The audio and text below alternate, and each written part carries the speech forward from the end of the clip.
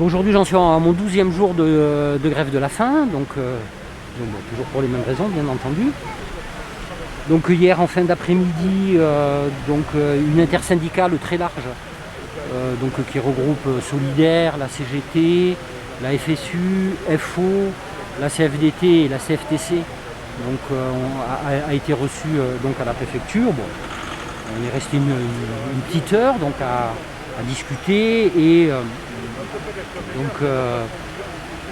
il semblerait que ils acceptent de réexaminer le dossier de Madame A, mais bien entendu sans aucune certitude, puisqu'au final la décision revient toujours au préfet.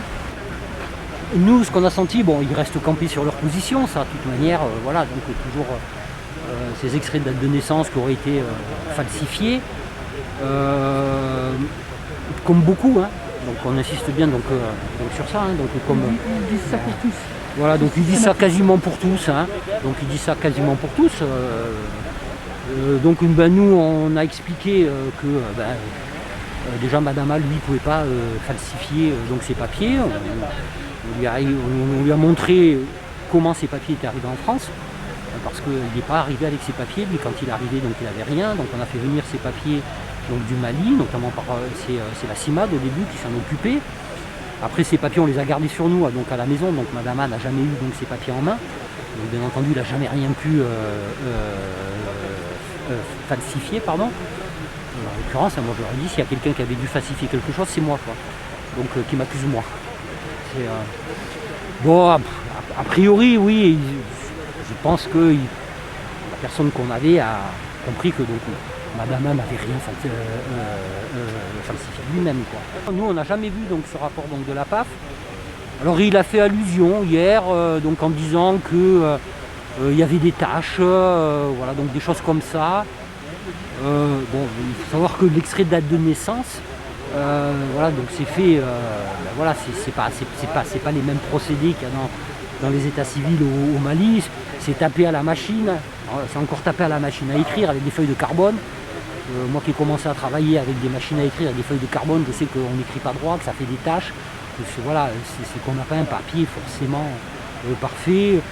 Il me semble, si je ne me trompe pas, mais parce que peut-être que j'oublie que je me trompe, hein, donc je préfère m'avancer, oui, donc il me semble qu'il a dit à un moment que ça pouvait pas être un vrai parce que la feuille de papier en elle-même était récente. Donc ce que je comprends pas, parce qu'en France, quand on demande un extrait de date de naissance, par exemple, hein, si tu demandes un extrait de date de naissance dans ta mairie de naissance, le papier, on va pas aller chercher un papier qui date de l'époque où tu es né, hein. Ça va être aussi un papier récent. Sur ces papiers, il y a les tampons des mairies au Mali, les signatures.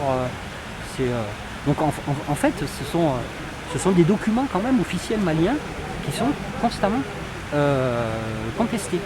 C'est ça aussi qui pose problème, quoi. Non, mais on lui a posé aussi la question si on arrivait à refaire venir des papiers, par exemple, du Mali. C'est une démarche qu'on peut faire, hein. On peut essayer de refaire venir des extraits de date de naissance. Alors bien entendu, qu'est-ce qu'ils vont faire? Ils vont à nouveau les expertiser.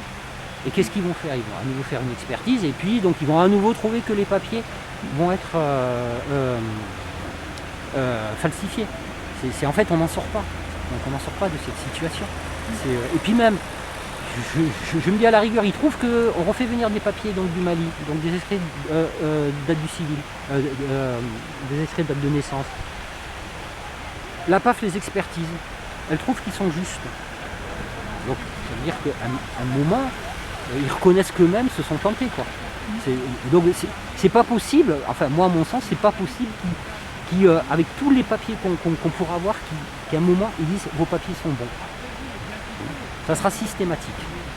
Ça montre une chose, ça montre que l'objectif pour eux, c'est pas comme ils disent, oui, alors eux ils disent nous on respecte la loi. Non, l'objectif c'est pas ça, donc l'objectif c'est d'expulser.